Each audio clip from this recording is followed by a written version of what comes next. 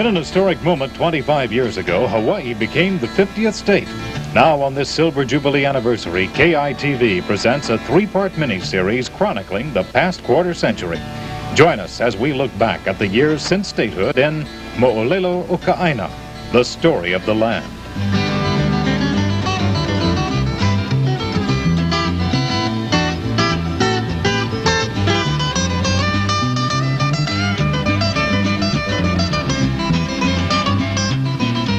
Mo'olelo O Ka Aina, the story of the land, is sponsored by Foodland and MJ's, serving Hawaii for over 36 years.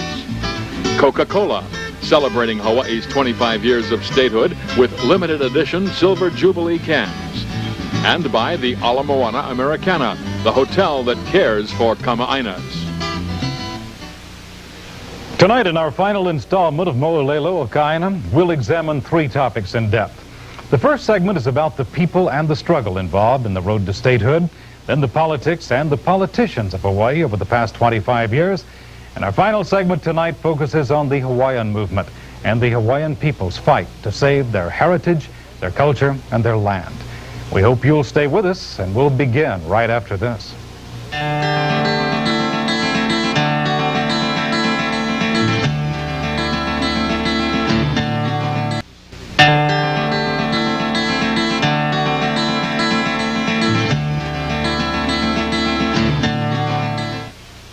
The road to statehood for Hawaii's people was a long and a complicated one. But when it finally did come about, it was the biggest news story in the islands in 1959, one of the biggest in the nation. And we found that depending upon who you talk to, you get a slightly different account of the final stages of the statehood struggle.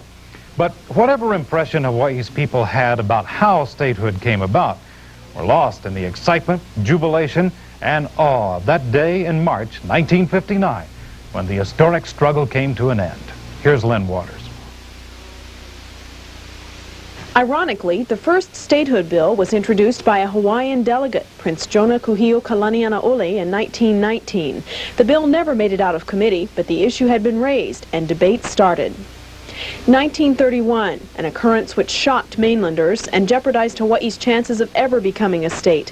A young Navy wife, Thalia Massey, claimed she was raped by 5 young Hawaiian men. They were acquitted, and the entire military and Caucasian community was angry to the point of violence. Headlines on the mainland denounced the islands as being savage and unsafe for white women.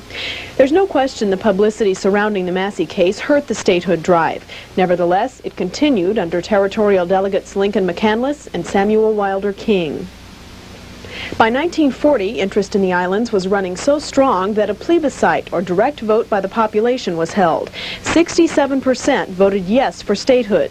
But World War II intervened, and the wait continued. Through the 50s, statehood fever multiplied. As firm evidence of their sincere desire to be admitted to the Union, Honolulu residents signed a huge petition, half a ton of newsprint paper, called the Statehood Honor Roll, and sent it to Washington, D.C. Many went there to lobby on their own. One was former Chief Justice of the Supreme Court, William Richardson, now a Bishop Estate trustee. And if it's another lawyer that I was talking to, I told them that I would be practicing law before judges that I didn't think cared very much about me because they were appointed out of Washington. That was my big gripe. Territorial Governor Bill Quinn. I mean, we were second-class citizens. We shouldn't have been second-class citizens. We didn't have any voice in who our governor was going to be. I was imposed as a governor on the people as a territory. They didn't have any voice in selecting me. Hawaii residents paid taxes but got no money back in the way of highway funds like the states. They wanted to make their own laws, choose their own judges. They wanted self-determination. But overcoming opposition in Washington would be a formidable task. Senator John Stennis of Mississippi, seen here on a CBS network interview program in the 50s. Well, this involves a new policy entirely. It's a question of whether or not we are going beyond the confines of this area and take disconnected areas of the world and make them states of the Union, giving them such far-reaching powers in all our domestic affairs that they will have by virtue of 2 Senate members. That's a new policy. That's a new question. We've never passed on it before. You would regard this as, in effect, watering down the authority of each present member of the Senate. Absolutely. Stennis was an example of the strong core of Southern Democrats, the main foes of statehood. They were afraid that not only would their Senate block be diluted by 2 additional votes, but that the Hawaii delegation would be in favor of civil rights for minorities, including blacks. The South was then gearing up for what was to be a painful and bloody period, and the Southern senators did not want Hawaii's melting pot philosophy to encourage or support minorities. This was one of many issues to be dealt with by those who went to do battle for Hawaii's statehood. Our distinguished guest for this evening is the Honorable Joseph R. Farrington, delegate to Congress from the territory of Hawaii. Mr. Farrington, I had one senator tell me that he was opposed to statehood for Hawaii because we might have an Oriental senator. What do you think of that? Is that a possibility, and what do you think of it if it is a possibility? I want to answer that by saying that no one will represent Hawaii in Congress who, first of all, is not an American citizen. And I don't think it is proper to raise any questions regarding their ancestral background any more than it is to do the same with the people of the states. Indeed, the possibility of Oriental congressmen was to be borne out. But in the 1950s, it was a matter of fear, distrust, and trepidation in the nation's capital. Even though Hawaii's Americans of Japanese ancestry had fought long and hard in World War II to prove their loyalty, lawmakers questioned Japanese like decorated war hero, now U.S. Senator Daniel Inouye. I would just smile, look at the person in the eye and say, I've paid my dues, what about you? Dan Aoki, campaign manager and champion of then-Delegate John Burns, recalls a Rules Committee hearing of the period. And Judge Smith asked Mr. Burns, is this, how could you ask for statehood for Hawaii when only 1/3 of the people of Hawaii were Caucasian people? And I was really proud of Mr. Burns when he came up and says, Mr. Chairman, he says, I have studied the Constitution of the United States and nowhere does it say that the United States is for the Caucasian people. I'm here to ask statehood for all of the people of Hawaii. The non-contiguous issue and the Oriental loyalty question were arguments number 1 and 2.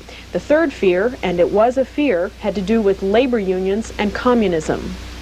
I believe your labor troubles out there have made a great many headlines in the United States. Are you still vexed with labor troubles? Is that one of your difficulties now? Yes, that's very true, but I don't think much more so than the rest of the country.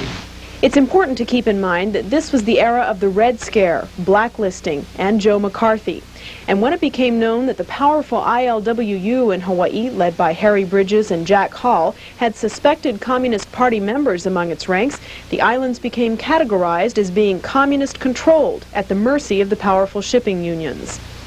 These were the 3 arguments in Washington: non-contiguity, Oriental loyalty, communist unions. But there was also opposition at home, led by the powerful and respected businessman Walter Dillingham. His main public objection to statehood was that Hawaii had prospered as a territory. Why change that status for an unknown? But he felt that to become a state, we would immediately become competitive with other states, particularly insofar as sugar was concerned. Dillingham felt Hawaii could never compete with other sugar states like Florida and Louisiana, which had a much larger congressional delegation. However, others had a different opinion of why Dillingham and other Caucasian businessmen like the Big Five interests wanted to maintain the status quo. Many of the people in the higher social and economic strata in our community were able to reach members of Congress. And if they wanted somebody appointed, they could just telephone them and get them appointed, whereas under statehood they wouldn't have that clout. It's true, a few businessmen like Mr. Dillingham, Walter Dillingham, they had their pipeline right into Washington. They were calling the shots. If you wanted to be appointed governor or a judge, go see these fellows who had the pipeline. They were sugar interests, big businessmen. They were in control. They had all the friends. We not only couldn't afford to get there, but we didn't have the connections. No, there's no truth in that at all. I don't think he had any more of a pipeline to Washington than anyone else did. As a businessman and someone that was well respected in Hawaii, I'm sure that he knew people in Washington just as anyone else did, but I don't think he had any more of a pipeline than anyone else did. But the business sector wasn't the only source of opposition. Quite a few Hawaiians were against it. They felt that they were in a minority as far as the population was concerned, and that they felt that the Orientals probably would take over, and some of them were not in favor of statehood. Still, those voices were not enough to stop the forward momentum. It suffered a blow when in 1954 Joe Farrington died of a heart attack. He had dedicated most of his adult life to the fight for statehood. But his wife Betty stepped in and continued his work. And then in 1956, John Burns was elected delegate. Up until then, Quinn and his helpers were working with one group of congressmen, but Burns allied himself with Senate Minority Leader Lyndon Johnson of Texas. And it seemed at that point to take a real partisan turn. But Leo O'Brien was a very strong Democrat, but he was on our side in this. But I think Jack Burns felt that he had to go along with the leadership in the House and Senate, or otherwise it might penalize the effort to statehood. So he was one that was counseling that we forget it for 1958. That was a very difficult time. This bit of political maneuvering centered around Alaska. Up until then, Hawaii and Alaska were both in the same bill. Burns and his advisors, Johnson and House Speaker Sam Rayburn, felt that by backing off and letting Alaska pass first, one of the major arguments against Hawaii would be taken care of. But as far as Alaska was concerned, the only argument against Alaska was non-contiguous. And Mr. Burns' strategy was to get Alaska first, because Alaska was not a contiguous territory. By Alaska coming in, you would knock off the non-contiguous argument. Then Hawaii would only be left with two arguments, the communists and the Japanese. It was a step for which Burns was criticized. Many thought he was selling out Hawaii, and it posed a serious re-election problem for him. But in the end, the strategy proved successful. Alaska passed, and Hawaii was not far behind. On March 11, 1959, the Senate passed the statehood bill 76-15. Quinn got back to Washington that night, just in time to be part of the publicity. He's shown here with Democratic Party Chair Dolores Martin. Some disgruntled Democrats had not wanted the Republicans to be represented at all, feeling they didn't have much to do with the ultimate success of the statehood drive. But the next day, Territorial Governor Quinn stood poised by the telephone to relay the news to the islands that the House passed the bill 323-89. Back home, there was instant and spontaneous jubilation. Sirens sounded, automobile horns honked, and everyone dropped what they were doing to hurry over to City Hall. And then on to Ka Aina Church for a spur-of-the-moment service of thanks led by the Reverend Abraham Akaka. I asked the people to stand and sing America, and I thought the roof would cave in. And that we needed mops for the floors. I never heard it sung like that before. The next day, Hawaii formally and officially celebrated statehood with a procession led by clergy from the different faiths and a service again at Ka Aina Church. For Hawaii's people, it was the end of being second-class citizens. A new era had begun.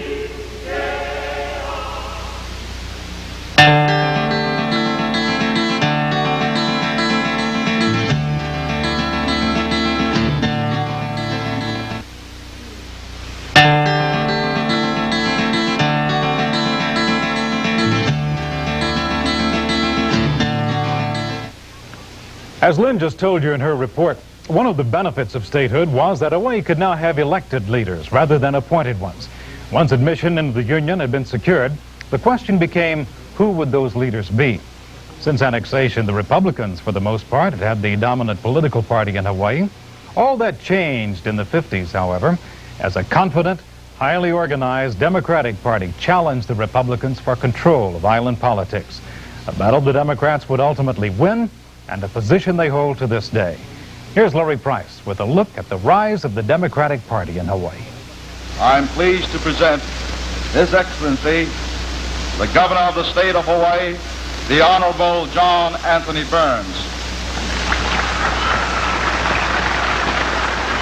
There is little question that the introduction of John Burns as governor of the state of Hawaii accentuated one of the most remarkable political plans ever successfully executed anywhere. But the Democrats' rise to power actually started 20 years earlier, engineered by a handful of men determined to improve the plantation mentality that dominated pre-war politics when Hawaii was a territory, when its leaders were appointed in Washington, and those other than Caucasians were regarded as culturally and socially deprived. It's not surprising, because before statehood, Hawaii was probably viewed by Washington, D.C. as a simple tropical paradise. Sugar was king of the economy, and those who controlled the sugar industry controlled the wealth and the political power in Hawaii. Prior to World War II, the sugar growers, often referred to as the Big Five, were the ruling elite. They were, for the most part, Caucasians and members of the Republican Party. Chronologically speaking, World War II is their political tombstone because it signaled the beginning of the end for the ruling elite in Hawaii. Back then, the struggle for political power was conducted behind the scenes, quietly and effectively, so to speak. It began innocently enough in January 1943, when the military establishment in Washington decided to allow young men of Japanese ancestry to volunteer for service in the Army. Almost overnight, 9,000 volunteered for duty. Many of them became the heart and soul of the 442nd Regimental Combat Team. Their motto was, "Go for broke." They fought bravely in Italy, and along with the 100th Infantry Battalion, also made up of Japanese men from Hawaii and the West Coast, became the most decorated military unit in World War II. While the Go for Broke Regimental Combat Team from Hawaii was fighting in the thick of the bloodiest battles in Europe, the Japanese population in Hawaii was under strict military scrutiny. The restrictions on them were awesome. It got so bad at one point that a liaison was needed between the government and the Japanese members of the community. A committee was formed. Ironically, it was a 5-member committee made up of one doctor, a high school teacher, a labor organizer, a Chinese attorney, and a police captain named John Anthony Burns.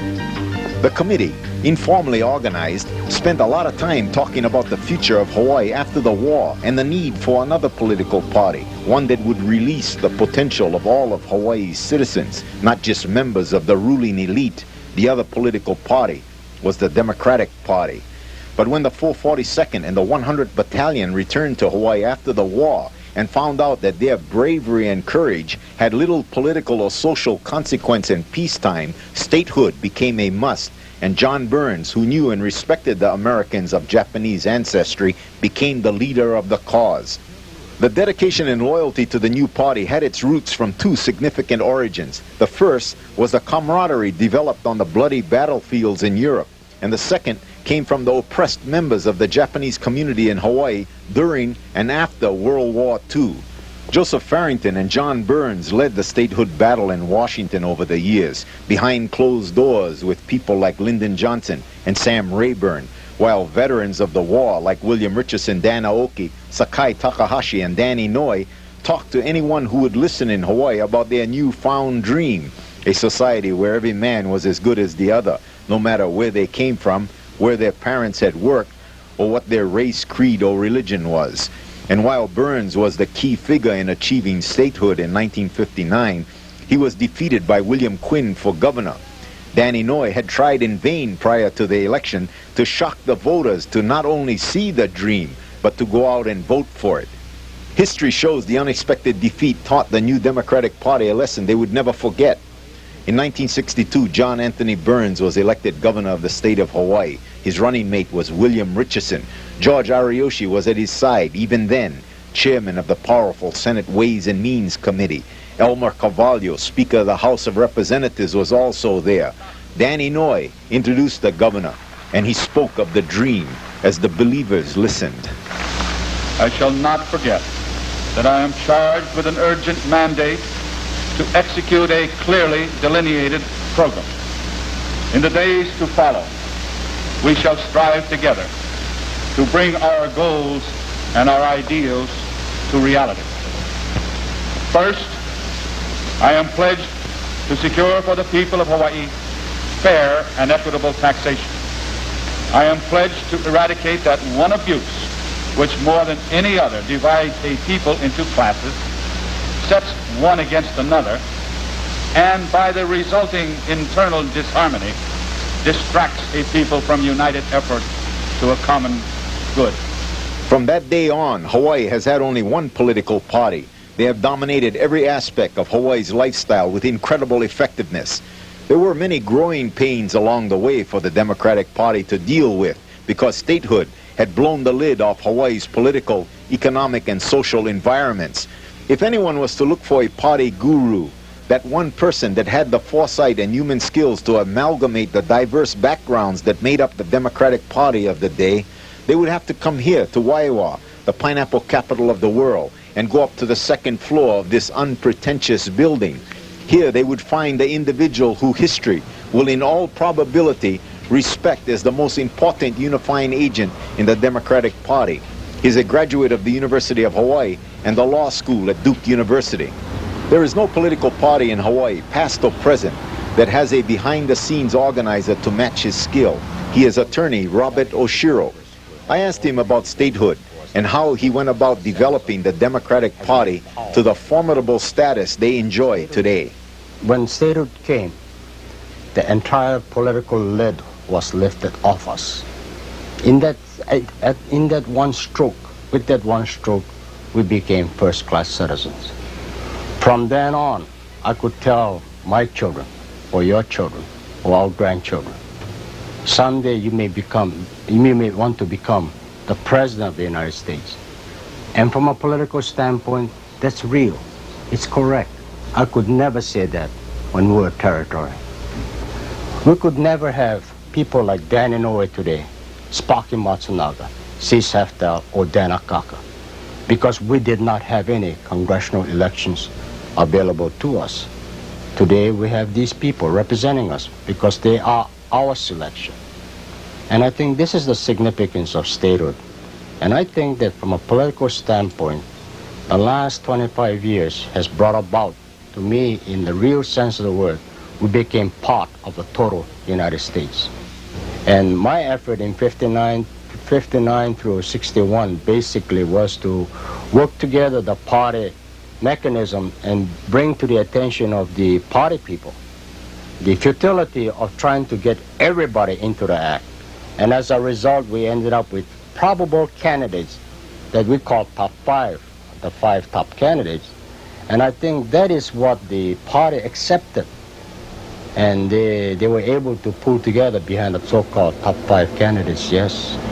And I think that is the beginning of the real effort on the part of the Democratic Party that has been successful through the years to the present. Oshiro is still actively negotiating the factionalism in the Democratic Party, a factionalism that has caused a lot of controversy and colorful media coverage. It is also a factionalism that has probably kept the Democratic Party on its toes more than it has hurt them at the polling place.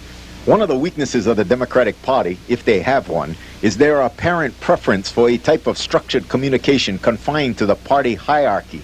The party has always held the media at arm's length, and the attitude of the party's leadership toward the public's right to know has never been a secret. If anything I can be, I'm an organizer. And I do it better in small groups where you can do organizing than I do in the mass media. I'm not a mass media type of individual. I don't like it. I don't like the stage. I don't like the posing.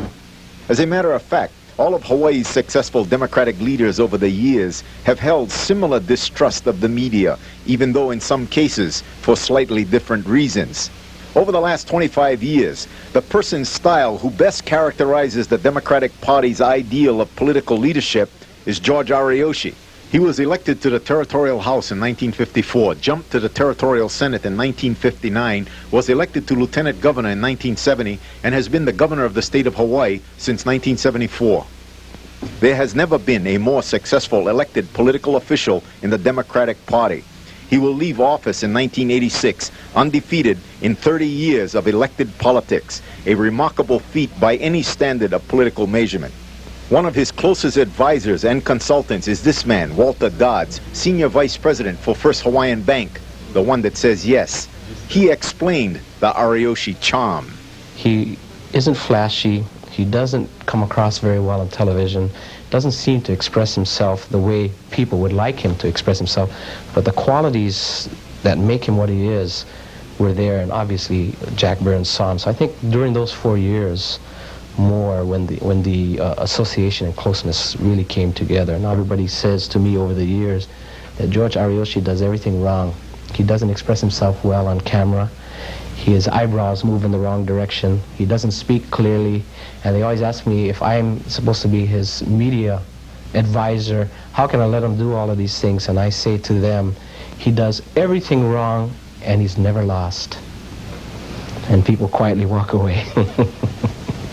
Even with the likes of Governor Ariyoshi retiring from active politics, the future of the Democratic Party looks bright for several reasons.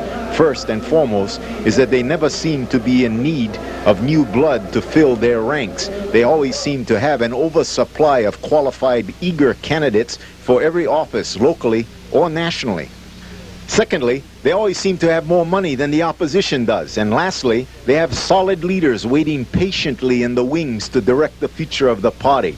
An example of one of the brightest young stars is this man, Henry Peters, Speaker of the House of Representatives and the newest Bishop Estate trustee. As Speaker of the House, he trains the young Democrats who get elected. I asked him to explain how newly elected Democrats are educated about the democratic method of government. The Democratic Party has never had a problem fielding candidates. But that's one process. After they get elected, once they're here, I meet with every one of them, get a sense and feel for the kinds of things that they're interested in, and try to, as a consequence, put them into areas where I think they can best serve this institution. I always start off by saying to them, however, that they take all their money, take all their power, take all their influence and their credentials, and they throw it right into the rubbish can, because it doesn't mean a thing here. The bottom line in this process is relationships, knowing one another, to get a sense and feel for how other people look at things.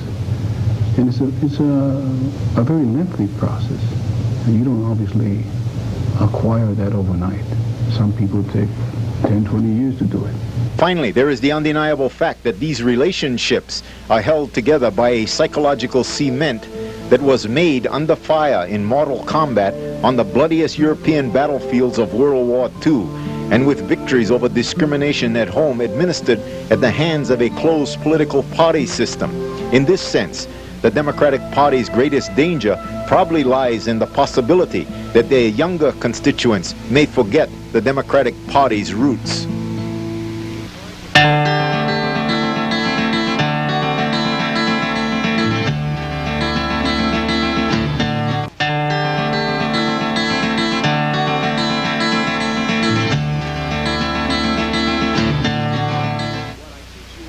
We turn now to the story of the people who were here before the politicians, the entertainers, the athletes, the businessmen. The people who were here first, the Hawaiians. In our final segment tonight, Lynne Waters starts with a journey which took Hawaii both forward and back in time to its roots. 1976. Hokulea's successful completion of a 2,500-mile voyage to Tahiti. It was more than just proof that Polynesian voyagers did indeed navigate their way from distant lands to inhabit Hawaii. It symbolized the history and tradition of a beautiful and proud native people.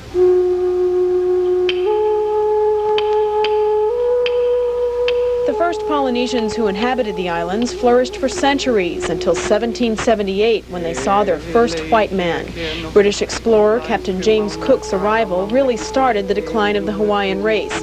Diseases were introduced, Western ways imposed, and eventually the noble Hawaiian monarchy in the form of Queen Liliuokalani was overthrown in 1893. Even President Grover Cleveland's special emissary, James Blount, who conducted an impartial investigation of the revolution, found the undoubted sentiment of the people is for the Queen, against the provisional government, and against annexation. But the islands were too valuable and American interests too firmly entrenched, so they stayed under U.S. control as a republic and later a territory. What followed were decades of assimilation as the native people became more and more Western, less and less Hawaiian. They lost their land, mainly through ignorance of the Western concept of ownership and taxes. They lost their language because they weren't allowed to speak it in schools. They lost their music, their chants, because they weren't passed down from parent to child as before. They lost their identity and their pride. As a child, I was brought up to be maybe not quite ashamed of being Hawaiian, but at least wise enough to be quiet about the fact that I was Hawaiian. And this situation Hawaiians found themselves in by the time statehood came is rooted in the loss of land, which is their identity. For every people, their place and their space is sacred, and they treat it as something they worship. They die for it. You don't walk in there and displace them. So there comes a time when the feeling of being dispossessed gets really heavy and starts erupting. And it finally did erupt in 1970 in a place of pig farms called Kalama Valley. After years of being evicted, some Hawaiians finally stood up and said, no, we won't stand by quietly and see our people forced out again to make way for a development. There was a protest, people were arrested, and they lost. The area became a residential development in Hawaii Kai, but the point had been made. Kalama was the first of many, many land struggles throughout the 1970s. Waihole and Waikane valleys on the windward side was the next major one in 1974. Evictions of what the government called squatters on Sand Island were carried out periodically, and each time the philosophy of the Hawaiians and their land intensified. They were willing in many cases to defend to the death what they were beginning to understand as their birthright. As the fierce land struggles grew in number and community support, the seeds of political struggles were born. The first cry of outrage came in 1971 when a Japanese man, Matsuo Takabuki, was appointed a trustee of Princess Bernice Pauahi Bishop's estate, set up exclusively for the Hawaiian people. An estate of this kind that was left by the princess for the uplift of her people should be administered by her people. Reverend Abraham Akaka and others organized the Congress of Hawaiian People to push for only Hawaiians and part Hawaiians as future trustees. Then came a concept Hawaii and the nation would hear for a long time to come: reparations to Native people for what they lost in the overthrow. It was first introduced by Charles Maxwell and the Aloha Association at a 1975 news conference. This is what was lost during the overthrow of Queen Liliuokalani. 2.5 million acres was taken away from her from the United States government and foreign people that lived here in Hawaii. Also, during the 6-year period, the United States government signed an illegal annexation treaty with foreigners. No Hawaiians signed over the treaty to the United States. And still at the annexation, we lost 2.5 million acres to this foreign government. Then Pai Galdera formed the Hawaiians to address the abuse and misuse of Hawaiian homelands, lands set aside by Congress specifically for Hawaiians of 50% blood to live on and farm. Culturally and politically, Hawaiians were starting to wake up, to identify and voice the loss, the hurt, the bitterness, the anger they had swallowed and accepted as their lot in life. Across the channel on Molokai, acknowledged by many to be the most spiritual of the islands, a place where kahunas abounded in days of old, things were starting to happen. People of Hawaiian blood were, for the first time in a long time, asking their kupuna what it meant to be a Hawaiian. It was not an easy process. It seems like people have strayed away from their culture, understanding, and I think it mostly is because of the fact that the parents, grandparents have really become disoriented themselves. And so the knowledge has come down to these youngsters today, what I call fragmented.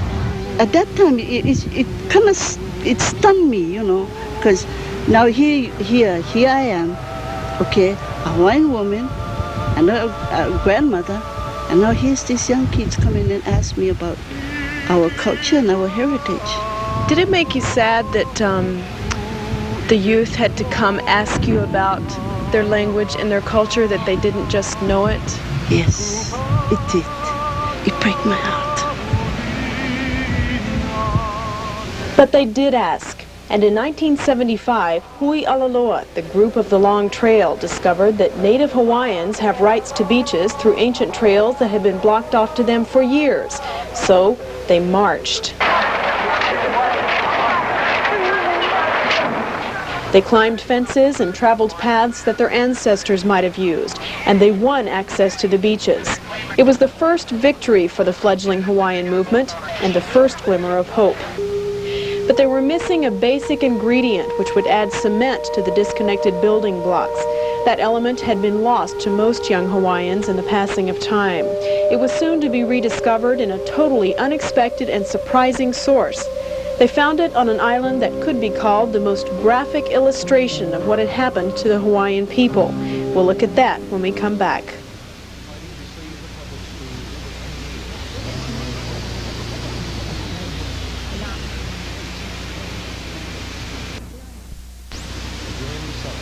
The quest of young Hawaiian men and women for their heritage and identity came to a head in 1976, beginning with the first landing on Kaho'olawe. It started out as an adventure, an exploration of this mysterious uninhabited island, owned and used by the military as a bombing target. Among those who went, 3 Molokai men, Walter Riddy, George Helm, Emmett Aluli. They had no expectations, no intuition of what that island would spark for Hawaiians. What they experienced there surprised them and forever changed their lives. But it never really hit me until we were ready to leave. So when we were ready to leave, we flagged down the helicopters and we got on board the helicopter. And I remember looking out the window at a rock outside the window, and then the helicopter just took off straight up. And I was just glued to that one rock, and then I felt something from my toes just coming all the way up, and right up to here, and then I couldn't handle it anymore. By that time we were, I don't know, 1,000 feet high, and then the rock turned into the whole island. And it was like communications, and all I knew was that it said that it was gonna die, that if we allowed what was happening, the island was gonna die. We can't let them bomb that island anymore. That's all I can say. They can't bomb that island anymore. Say that you'll go back if they don't stop the bombing. How many people do you want to go back, and when will that happen?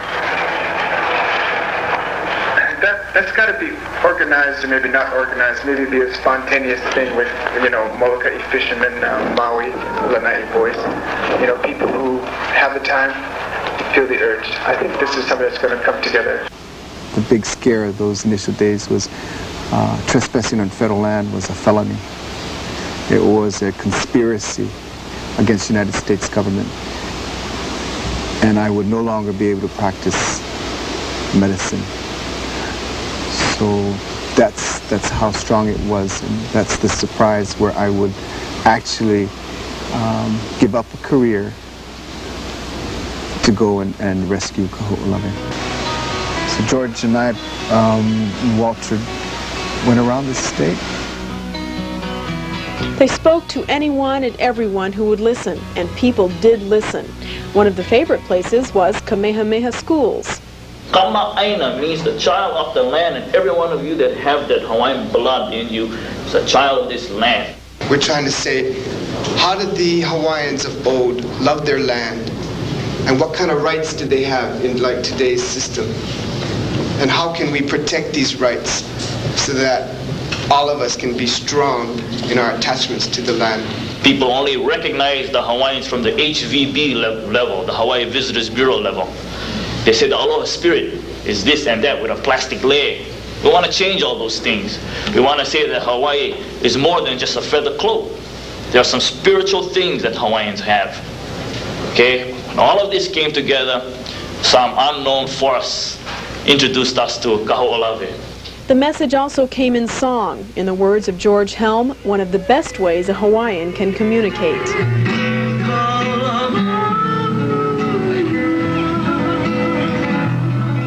The Kaho'olawe movement grew by leaps and bounds.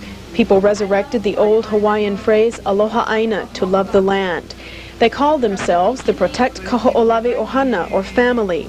Kaho'olawe embodied all the elements of the Hawaiian movement: cultural, political, spiritual. Change is synonymous to revolution, and revolution comes from the word revolving, turning in and out so that you have something better to live with. And we say again, we want to get rid of that image, radicals. We don't know what that word means, but I know a lot of people get turned off by us, not giving us a chance. You know, we're not getting our kicks doing this. But the illegal landings continued, and so did the bombing. People were arrested, in some cases sent to jail. I don't regret anything I did. And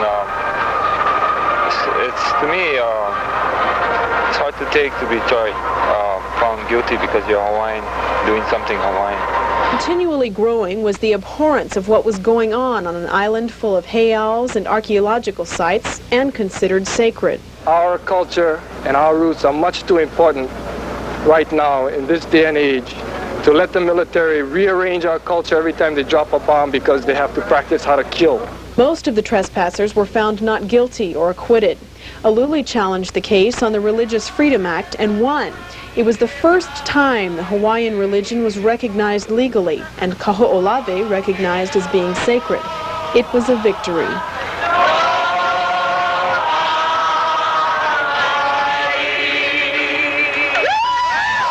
The movement evoked responses even in politicians. I look upon it as a place where our children in the future may go to see Hawaii as Hawaii is or was. But not the national action the Ohana hoped for. Human lives are at stake, and people seem to think that we're kidding. So in early 1977, Ritty and Richard Sawyer started an occupation that was to last 35 days. Our theory was as long as somebody was on the island, they couldn't destroy the island. They would have to stop the bombing. So the rest went off the island to do political things. Back home, the Ohana members worked furiously. They gave news conferences, went to Washington, D.C., sent telegrams to President Jimmy Carter. And in a tremendous break in state tradition, a citizen was allowed to address the Hawaii legislature. Every county made a resolution, county of Hawaii, every county did. Bills have been passed, and then when something like this is happening, nothing is being done. And all I'm asking is for a reaction. And if he's not going to thank you, I am. From the bottom of my heart.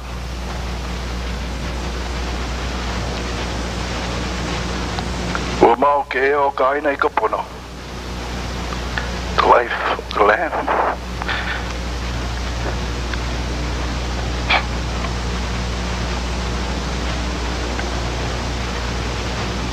Is perpetuated in righteousness. And what is righteousness? Is it not righteous to prevent the terrible destruction of a wonderful creation? It intertwined and got into some kind of a mesh where it just had a tremendous impact statewide. And it all ended with the death of George Helm and Kimo Mitchell. In trying to help get Ritty and Sawyer off the island, Helm and Mitchell disappeared. George Helm and Kimo Mitchell were on one surfboard. And we know that they were drifting in this area. Days of anguished searching by family members and Ohana followed, but only a surfboard was found, and the Kaho'olawe momentum had been dealt a mortal blow. But the struggle went on, and in 1981, the island was put on the National Register of Historic Places. Now the Ohana has access to it every month for religious, cultural, and educational purposes, and with the Navy is planting trees, killing off the goat population, and trying to restore ecological balance. George said back in '76, it took us 5 years. And I look back in 5 years and that island is a historic district. Archaeology has been recognized, religion has been, although limitedly recognized, being able to be practiced there. And so I just look at things just kind of melded together. to put us in the position 5 years ago where George thought it would be coming. As if Brother George is still making those connections with our processes. A lot of people disagreed, you know, with what they were doing and the style that they did it. But if you ask those same people today, and there have been articles written by people who have been critical about that movement then, you ask them today and they will tell you that the Ohana and Kaho'olawe has done more to spiritualize Hawaii and Hawaiians than anything that has come out in a long, long time.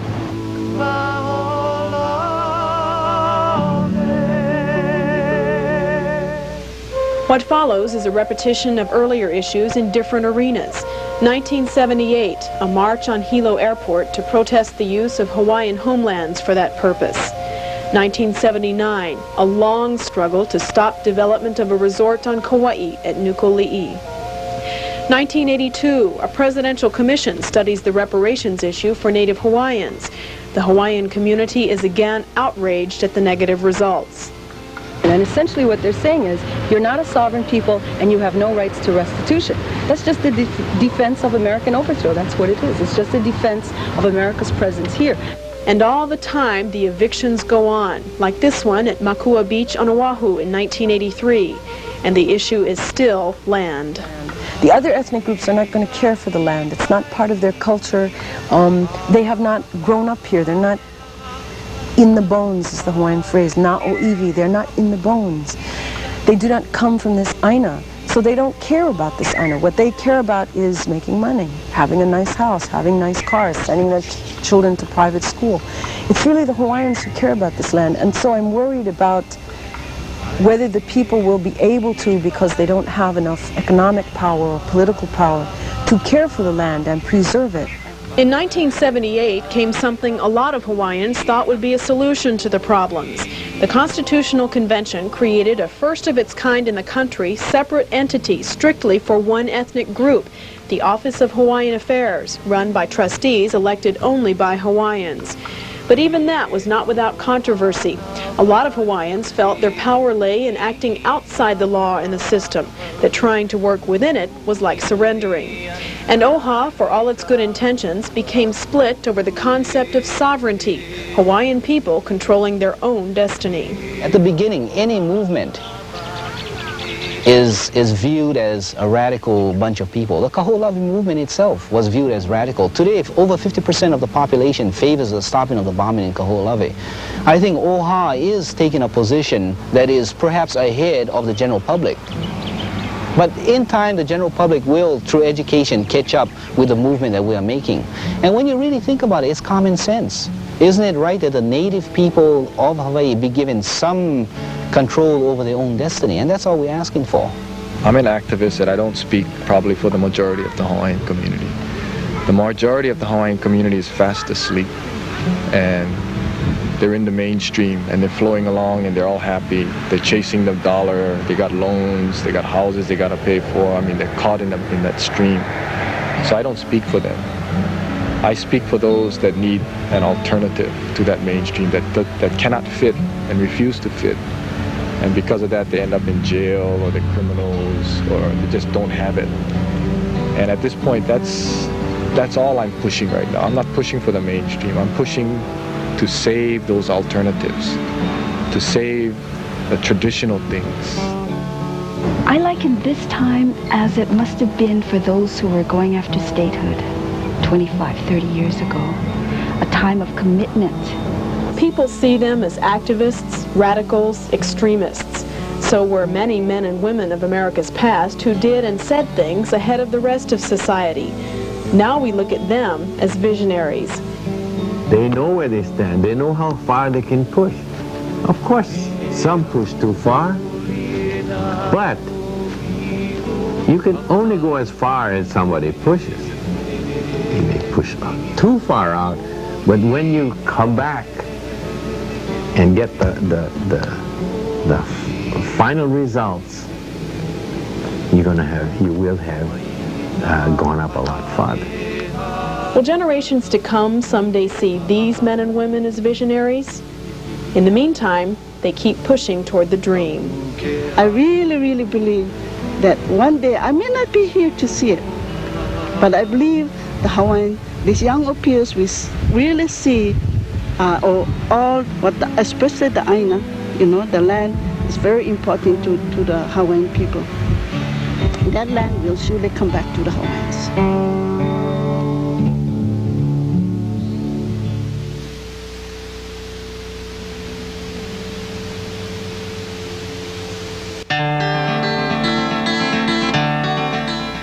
Over the past 3 nights, we've made an attempt to cover 25 years in order to gain a sense of how we got to where we are today. We've traveled the road to statehood, and we've taken a look at what's happened since then. We've been a state for 25 years, and very few people would urge that we be anything else. But 25 years is a short lifetime for a state. Hawaii is an infant, and there is more growth and maturation to come. And that means change. Some of us will like the changes, some of us won't. Because of statehood, we have gained some things, we have lost others. Whether statehood has been good for Hawaii depends upon your business, your social outlook, your attitude about government, and your idea of the future. It's always fun to talk and to reminisce about the past. But what's important is what lies ahead. And we hope over the last few nights we've shed some light on where we've been to better understanding where we're going. We hope you've enjoyed it. And for all of us here at KITV, aloha.